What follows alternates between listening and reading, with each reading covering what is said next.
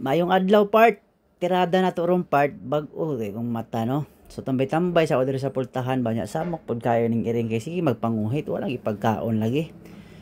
Nya nag-ilis day ko part kay naa man koy basketball karon.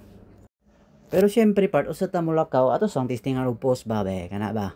Sa ba ka usa pa da.